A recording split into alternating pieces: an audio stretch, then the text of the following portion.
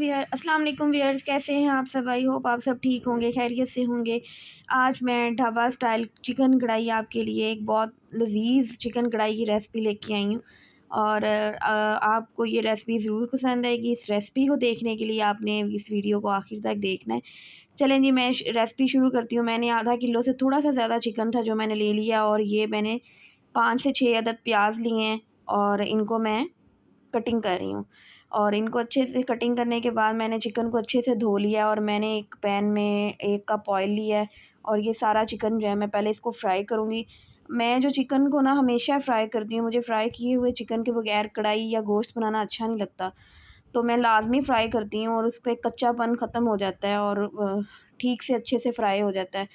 अच्छे से फ्राई करने के बाद मैंने इस चिकन को एक प्लेट में अलग निकाल लिया। उसके बाद मैं उसी कढ़ाई में कटिंग किए हुए प्याज को ब्राउन करूँगी, क्योंकि मैंने बड़ा सा काटा है, इसको मैंने हल्का सा ब्राउन ही करना है। उसके बाद मैंने इसको ग्राइंडर में ग्राइंड कर लेना है।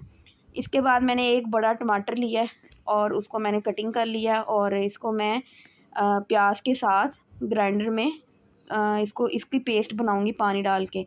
इसी टमाटर में मैंने जो फ्राई किया हुआ प्याज है वो मैं निकाल रही हूँ, और उसके बाद मैं इसको ग्राइंड कर लूँगी थोड़ा सा पानी ऐड करके, और इसका पेस्ट बहुत अच्छा सा बनेगा। मैंने थोड़ा सा पानी डाला है और इसके बाद मैंने इसका पेस्ट बना लिया। फिर उसी कढ़ाई में मैंने 2 चम्मच अदरक लहसुन की पेस्ट ली है और उसको अच्छे से मैं फ्राई करूँगी।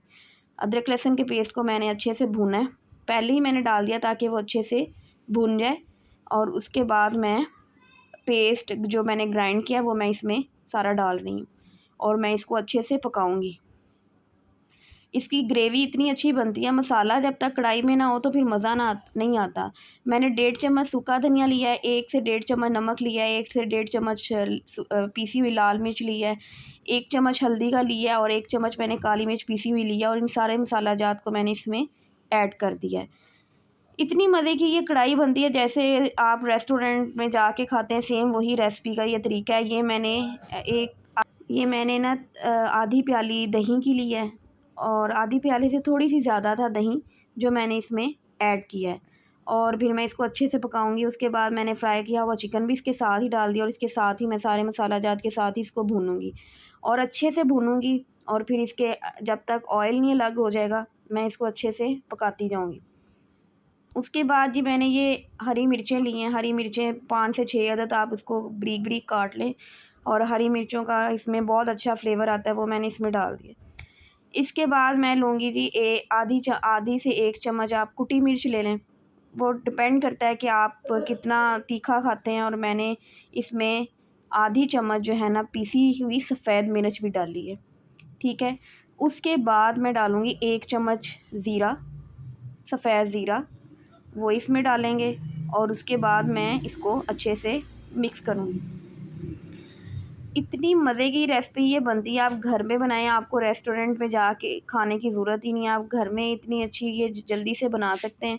और उसके बाद ये मैंने आधा चम्मच लिया गरम मसाला पीसा हुआ, और ये मैं ऊपर इसको डाल रही हूँ, और मैं इसको अच्छे से हिलाऊंगी। आप देखिए उसका कलर भी चेंज हो रहा है और ऊपर तेल भी आ रहा है, ऑयल जो है वो अलग आ रहा है, और ये हमारी जो कढ़ाई है जी वो बन रही है।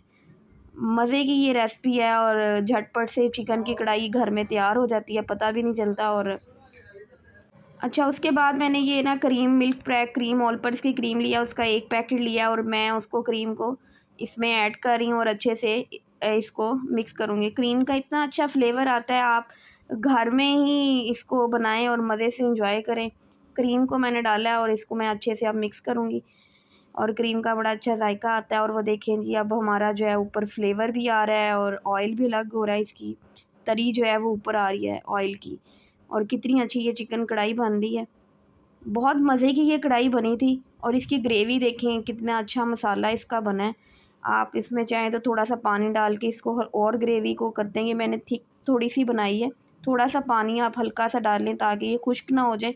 और मैंने इसमें हरा धनिया की गार्निश की है, बारीक बारीक काट के हरी मिर्चें काटी हैं, और अदरक बारीक बारीक काट के उसकी गार्निशिंग की है।